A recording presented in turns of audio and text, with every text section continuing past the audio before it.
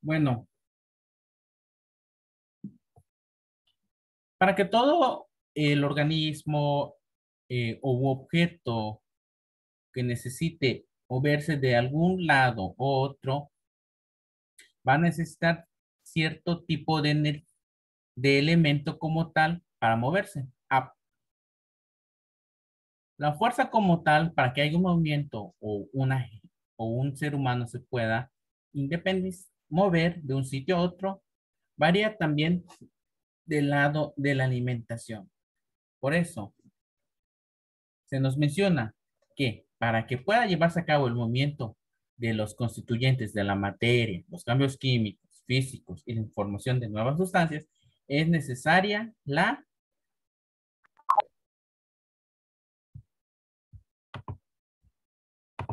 energía.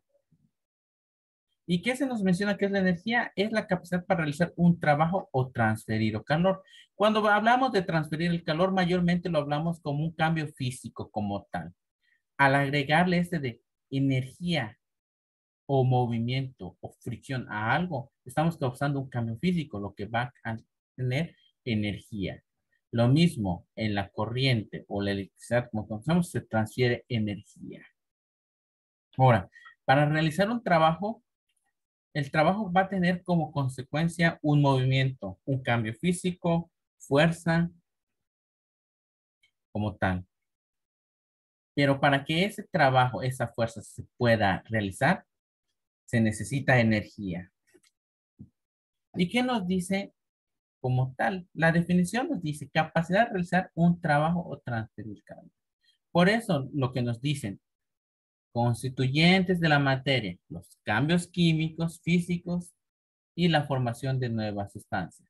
Para formar nuevas sustancias también se necesita energía, ya que ciertas reacciones para que funcionen y se transformen como tal necesitan energía para nuevas sustancias. Como lo vimos anteriormente en las sesiones pasadas, se necesitan dos reactivos más un cambio físico o la aplicación de fuerza, calor o electricidad que viene siendo la energía para crear una nueva sustancia. En ese sentido, en el cuerpo humano, el ATP es uno de los elementos más importantes para obtención de energía. Pero el ATP, ¿de qué forma lo podemos obtener? De la manera más sencilla que tiene el ser humano, mediante la alimentación. El ATP es conocido como la adenin trifosfato, porque tiene una adenina, tres fosfatos como tal, que su formación química o su conformación como estructura química como tal, la cual va a aportar la energía al organismo humano. Pero el ATP lo obtenemos esencialmente de los alimentos, sobre todo de los azúcares. Esto a partir de ciertos metabolismos que realiza nuestro organismo, desde el ciclo de Cori, el ciclo de Krebs, el ciclo de los ácidos lípidos, etcétera. Todo esto se lleva dentro de nuestro organismo como tal. Y un dato extra como tal, al haber mucha energía en ese sentido, se puede obtener más ATP y hay una acumulación, la cual conocemos como grasa. Claro que sí, Olga, los tacos de cochinita también nos proporcionan energía. Al no poder utilizar o al estar en un tipo de sedentarismo y no utilizar la energía como tal para hacer actividades físicas, en un sentido, la acumulación del ATP o las azúcares conlleva a otra síntesis que puede llevarse, o sea, un exceso de esta energía, lo cual va a convertirse en la llamada grasita o los dichosos o las dichosas lonjitas o llantitas que nosotros tenemos. Por eso, cuando se dice que estoy sudando grasa, ciertamente es mentira. Lo que sudas es agua. Estás expulsando agua. Lo que hace el ejercicio físico como tal es utilizar la energía. Y la energía la obtenemos de la misma grasa acumulada que se va a sintetizar, lo va a procesar nuestro organismo y al fin y al cabo, al estar consumiendo más energía, va disminuyendo esta de nuestro organismo.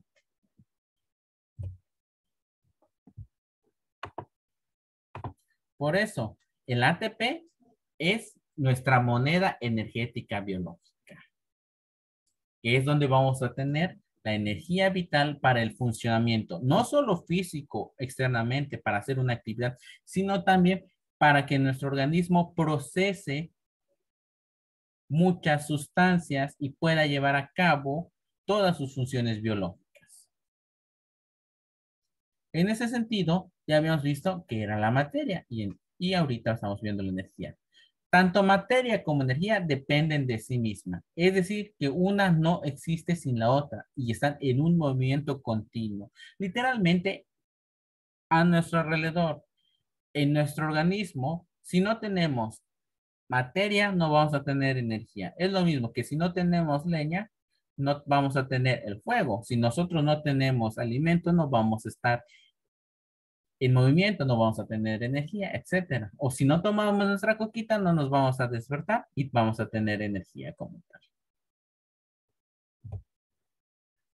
Bueno, se nos menciona que los organismos vivos respiramos para liberar la energía contenida en las moléculas de nuestro cuerpo. En ese sentido, sí, está en lo correcto. En todo liberamos energía. Al respirar o al inspirar, liberamos energía en forma de calor. En la siguiente imagen que ustedes ven, van a ver la estructura de la glucosa, que es 6 carbonos, 2 hidrógenos, 6 oxígenos, más el oxígeno como tal, que va a dar un dióxido de carbono o dióxido más de carbono con agua, más ATP, adenosin trifosfato, que es lo que va a dar en sí a la molécula del ATP, que es conocida como adenosín trifosfato. Y van a ver la estructura del ATP como tal. Vean a la adenina con una ribosa. La ribosa es una glucosa de 6 carbonos como tal. Y véanlo, es en su imagen que ven como una figura geométrica, van a ver que tiene 5 carbonos. La adenina está sujeta al primer carbono como tal y los 3 fosfatos están unidos a partir del cuarto y quinto carbono. Mayormente se nos menciona que al hidrolizarse este ATP se libera energía. Según son aproximadamente 12,000 calorías sobre mol y al adicionarse reaccionan a una síntesis. Esto se va acumulando poco a poco. Como les mencioné, tiene 3 grupos fosfatos, un enlace fosfanídrido que al romperse este enlace que viene siendo estas cositas que ven uniendo a las 3 bolitas con P, va a liberar la energía como tal en un proceso de el metabolismo de la glucosa. Se nos menciona que la síntesis de la molécula de la glucosa, que es 6 carbonos H12 o 6, se logra debido a los organismos fotosintéticos, es decir, los que poseen clorofila en su interior. En este ejemplo, el cloroplasto. El cloroplasto, si ustedes se acuerdan vagamente de algunas partes de primaria y secundaria, el cloroplasto lo tienen todas las plantas.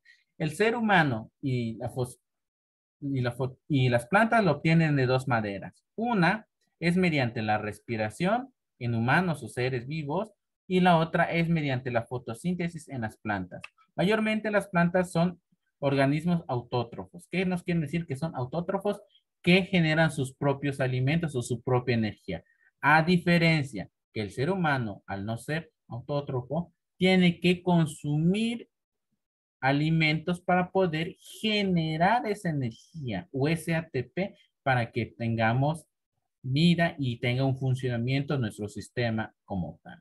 Por eso, en la siguiente imagen, ahí van a ver la estructura como tal en la cual se puede obtener la energía. Y van a ver en esa imagen cómo es la respiración. Mayormente, la obtención o la síntesis del ATP en el humano es mediante las mitocondrias, o las mitocondrias son las responsables de realizar esta función de energía. En cambio, en la fotosíntesis, como se menciona, es en el cloroplasto. Si se recordarán en sesiones pasadas, el cloroplasto y las mitocondrias son partes de la célula animal y vegetal. Y van a ver que esto es un ciclo como tal, el ciclo de la respiración y de la fotosíntesis. Que tiene oxígeno, se procesa en las mitocondrias, se produce anhídrido carbónico o CO2, hay liberación de agua y como tal sigue el proceso en el cual se va a tener energía. Ahora, si lo vemos en esas imágenes, ahora si lo vemos químicamente van a ver cómo se realiza la fotosíntesis. Y la fotosíntesis, lo más indispensable es que tiene que tener el apoyo de la luz solar. Esto como elemento para que exista una reacción cinética y en la cual se pueda producir esa glucosa que nos mencionan que son 6 CO2 o 6 moléculas de dióxido de carbono más una molécula del agua mediante la luz solar como reactante o la que va a activar, va a producir la glucosa que necesitan las plantas mediante los cloroplastos en el organismo. El cloroplasto va a sintetizar todo este proceso. En cambio, en la respiración, nosotros tenemos que producir la glucosa. ¿Y dónde obtenemos la glucosa? De los alimentos. Como lo bien dijo Olga, lo podemos obtener desde la cochinita, el lechón, azúcares, carbohidratos, etcétera. En la cual más 6 dióxidos de carbono mediante la respiración vamos a obtener otros 6 dióxidos de carbono más agua más ATP, que esa ATP va a ser nuestra moneda energética. El agua va, y ustedes dirán, ¿y el agua dónde queda en nuestra síntesis dentro de la respiración de nuestro organismo? Eso se mantiene en nuestro organismo y fluye normal. Luego, en otros procesos, esa misma agua se puede utilizar para seguir el mismo ciclo como tal. ¿Alguna pregunta hasta el momento?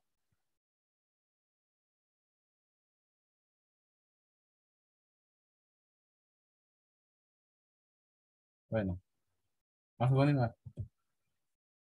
Bueno, ya vimos con respecto a la energía como tal, que es algo muy sencillo de ver. A ver.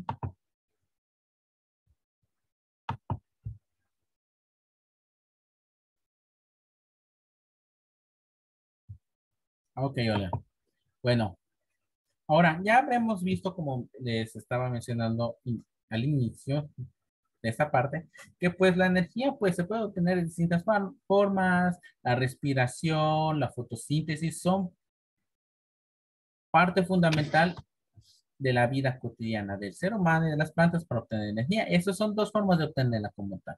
Ahora vamos a ver las leyes de la termodinámica que se nos presenta aquí. Lo que consumimos es un producto de procesos cíclicos de producción y descomposición de la materia. Como ustedes lo vieron, desde la obtención de la comida como tal, lleva un proceso circular. Cuando se habla de un proceso cíclico como tal, es un círculo. Todo va girando de un lado a otro como tal. Y en ese proceso va a haber una producción, una descomposición de la materia. En ese sentido, de la glucosa. A ver, se va a producir más glucosa como tal, que va a ser el ATP, y habrá una descomposición de esa misma para producir este mismo. Se nos mencionan, explican las transformaciones entre sus distintas manifestaciones, como el calor y su capacidad para producir trabajo. El calor que produce energía y al producir energía va a producir un trabajo como tal. La primera ley de la termodinámica, que es la conservación de la energía. ¿Qué se nos menciona? La energía no se crea ni se destruye, sino que solo se transforma. Este tipo, esta pequeña palabra lo vimos con la aborción. La energía no se crea ni se destruye. Pero en ese sentido sería la materia. Con la aborción fue la materia no se crea ni se destruye, solo se transforma. Lo mismo con la ley de la termodinámica, que es la energía. La energía de entrada será igual a las formas de energía dentro del sistema más la que sale. O sea, nosotros damos energía, se procesa y se va a obtener un producto. Tanto químicamente cinéticamente mediante el movimiento, posición mediante el potencial y la térmica. La calórica, radiante, nuclear y eléctrica, etcétera. Mientras nosotros coloquemos más energía calórica, más energía vamos a tener. Ahora, si nosotros damos más movimiento, va a haber un movimiento cinético más extenso, etcétera. En ese sentido, la conservación de la energía nos viene a decir esto.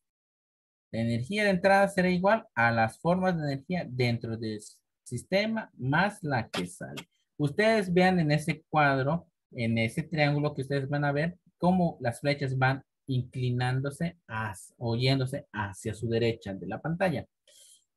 Y esa es la imagen que nos está mencionando este apartado. Lo que entra se transforma y sale por el mismo lado con la misma intensidad. No cambia como tal. En cierto sentido, si lo hablamos químicamente en los enlaces, va a haber a veces cierto cambio. Como dicen, habrá producción y descomposición de la materia. Cierta cantidad de materia se va a descomponer, pero al fin y al cabo vamos a obtener la misma cantidad, pero de un producto nuevo. Con respecto al movimiento cinético, lo mismo. En cierto punto, si tomamos la imagen, va a iniciar desde cero y va a llegar hasta un punto alto. Pero al llegar al alto y al detener la energía como tal, va a disminuir. Eso sería la contraparte de esta ley, que eso es más de cinética química, que no vamos a adentrarnos en esto. Lo que quiero dejar en claro en esto, la energía entra, será igual a todo el contenido y va a salir de la misma cantidad.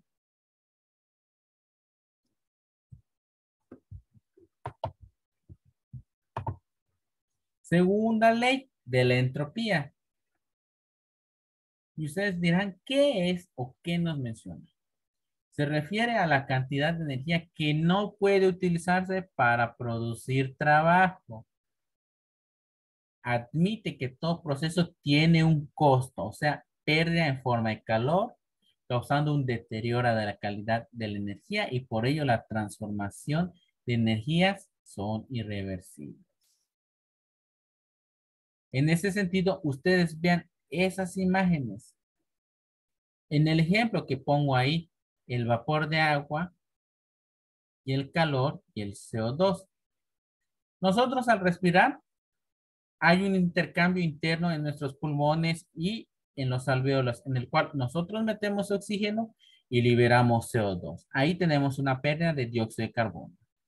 Cuando estamos en un sitio como tal, donde hay una energía en forma de calor o en el sol, vamos a tener que, en ese sentido podríamos decir, absorber calor y nos vamos a sentir fatigados. Pero al haber mucho calor, nosotros vamos a tender a sudar, lo cual vamos a estar perdiendo agua.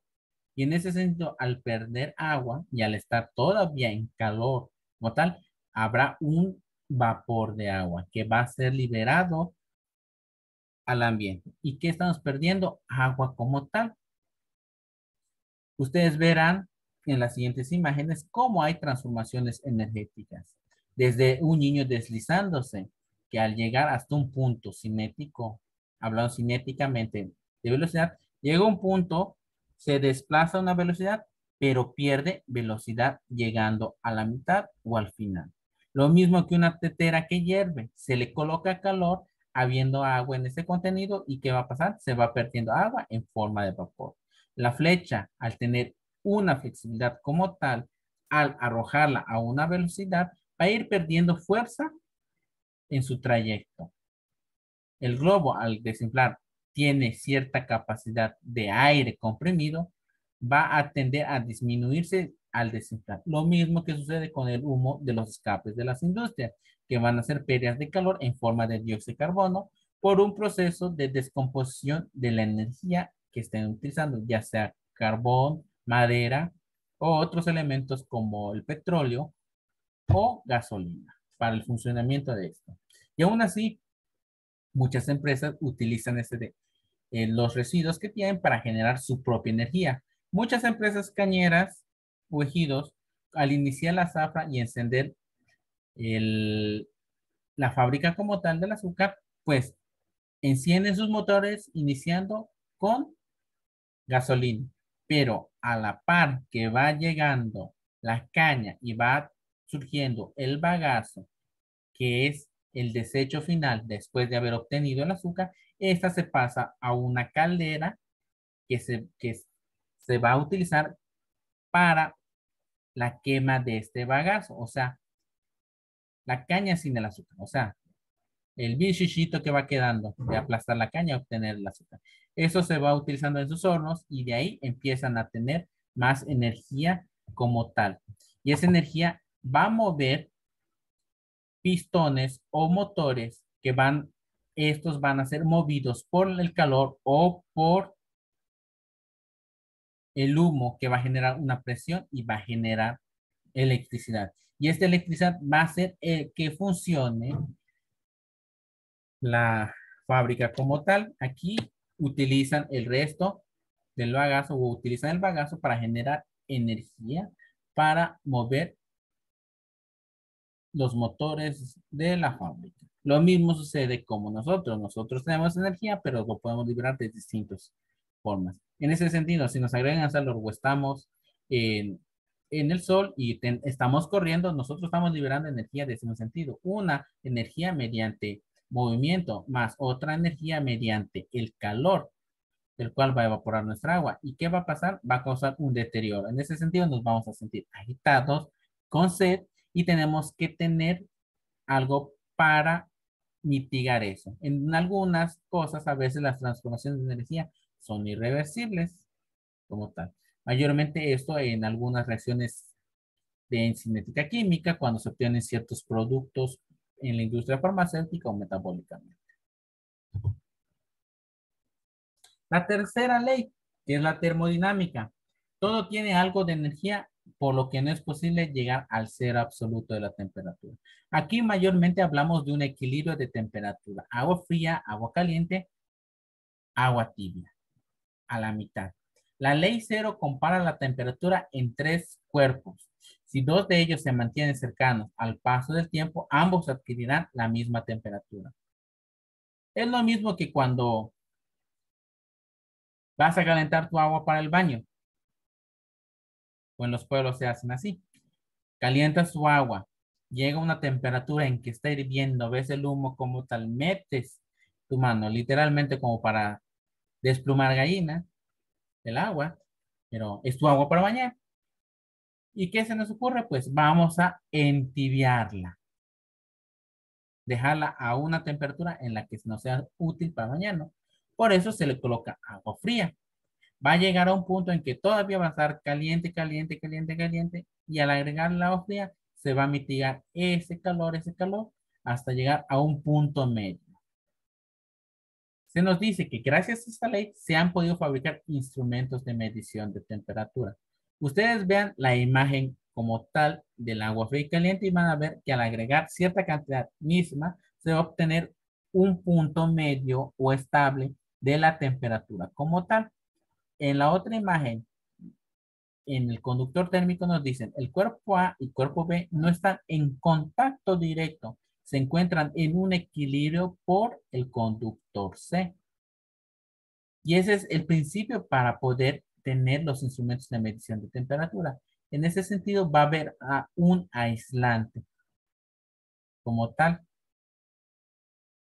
Ustedes van a ver esa imagen. Esa parte media que está acá es el aislante que va a permitir que el conductor A y el conductor B estén en contacto con el conductor C, que es el que va a dar la medición de la temperatura exacta. ¿Alguna pregunta hasta este momento?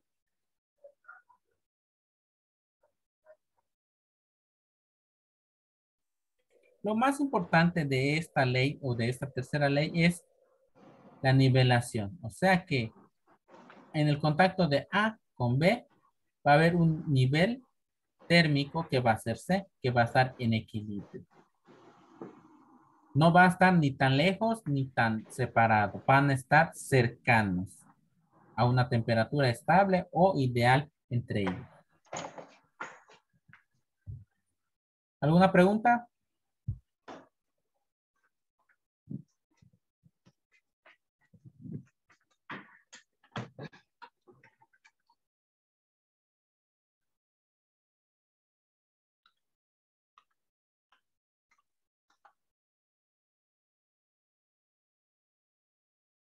Ok, vamos a proseguir. Ahora, ustedes dirán, ¿de qué nos servirán estas leyes? Estas tres leyes son de vital importancia en nuestro organismo, ya que también hay funciones en las cuales nosotros tenemos que nivelar nuestra temperatura. Habrá una regulación térmica dentro de nuestro organismo y esa regulación térmica se va a dar dentro de nuestro cerebro. Y al llegar a cierta temperatura va a verse, ¿cómo decir? Va a llegar a un punto en el cual al haber una temperatura alta, nuestro organismo va a tener fallas como tal y lo va a resentir. Por eso nuestro organismo se mantiene en una estabilidad homogénea, nivelada, que se llama homeostasis.